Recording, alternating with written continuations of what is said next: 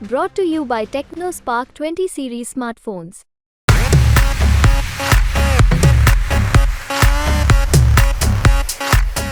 नमस्कार, बिहार तक देख रहे हैं आप और आपके साथ मैं हूं हर्षिता सिंह। लोकसभा चुनाव के ऐलान के साथ ही देखिए कि अब बिहार में उम्मीदवारों की लिस्ट भी एक एक करके सामने आने लगी है। एक तरफ जहां जेडीयू के 16 उम्मीदवारों के संभावित उम्मीदवार जो थे उनकी लिस्ट सामने आई। कांग्रेस में जहां पर देखिए कि अभी सीटों का बंटवारा तक नहीं हुआ है महागठबंधन में, वहां से भी संभावित उम्मीदवारों की जो लिस्ट है वो सामने आनी शुरू हो गई है। तो इसी बीच अब बीजेपी के 17 संभावित उम्मीदवारों की लिस्ट सामने आई है। एक बार आप इस ग्राफिक्स के जरिए हम आपको दिखाने की कोशिश कर रहे हैं। एक बार इसको आप स्क्रीन पर देखिए किन किन नामों पर बीजेपी इस बार भी दांव लगाने जा रही है। आपको बता दें कि बीजेपी को लेकर के कई तरह की चर्चाएं चल रही थी।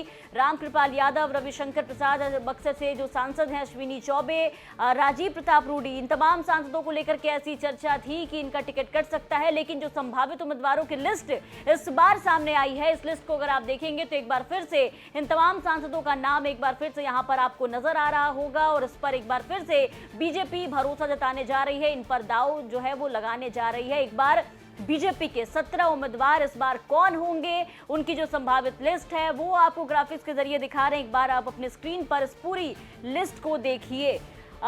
आपको बता दें कि बीजेपी के संभावित उम्मीदवार लगभग सभी पुराने उम्मीदवारों को ही यहां पर टिकट देती हुई बीजेपी नजर आ रही है। आपको बता दें कि पाटलिपुत्र से इस बार भी रामकृपाल यादव यहां पर दिखाई दे रहे हैं, इस लिस्ट में आपको दिखाई दे रहे होंगे। बता दें कि पाटलिपुत्र से मौजूदा सांसद भी रामकृपाल यादव ही है। वहीं दूसरे नंबर पर पटना साहिब से रविशंकर प्रसाद, तीसरे नंबर पर आरा से आरके सिंह को लेकर के लगातार ऐसी चर्चा थी कि इस बार उनका पत्ता कट सकता है, क्योंकि भोजपुरी की पावर स्टार पवन सिंह वहां से चुनाव लड़ने की जो इच्छा जता रहे थे, उसको लेकर के ये कहा जा रहा था कि हो सकता है 3 भोजपुरी अभिनेता पर दांव लगाने के बाद अब बीजेपी जो है वो पवन सिंह पर भरोसा जताए। लेकिन यहाँ पर देखिए कि पवन सिंह का ही पत्ता कटता हुआ नजर आया और यहाँ पर आरके सिंह एक बार फिर से बीजेपी की तरफ से संभावित उम्मीदवार होते हुए नजर आ रहे हैं।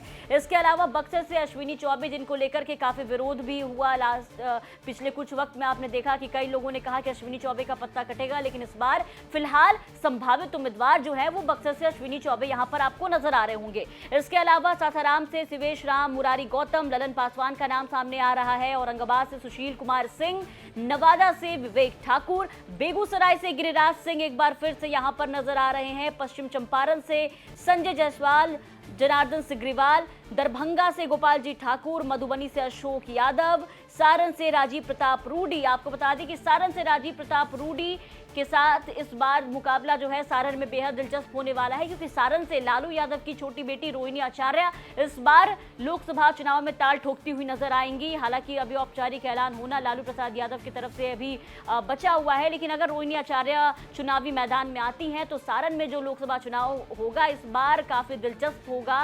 राजीव प्रताप रूडी को टक्कर देते हुए नजर आएंगी लालू प्रसाद यादव की बेटी रोहिणी आचार्य।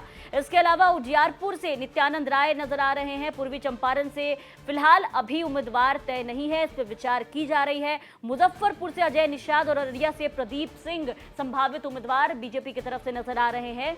इसके अलावा आपको बता दें कि शिवहर से सांसद रमा देवी और सासाराम के सांसद छेदी पासवान का टिकट इस बार काटा जा सकता है। इन दोनों नामों को लेकर के पिछले दिनों भी कई तरह की जो चर्चाएं हैं वो चल रही थी, लेकिन इस बीच देखिए कि अब इनका लिस्ट में नाम भी सामने नहीं आया है। तो ऐसा कहा जा रहा है कि इस बार दोनों ही जो बीजेपी की तरफ से दोनों ही जो सांसद हैं उनका जो पत्ता है वो कट सकता है। तो यह है बीजेपी की तरफ से 17 संभावित उम्मीदवारों की लिस्ट जो हमने आपको बताई। हालांकि फिलहाल बीजेपी की तरफ से अभी औपचारिक ऐलान होना बाकी है।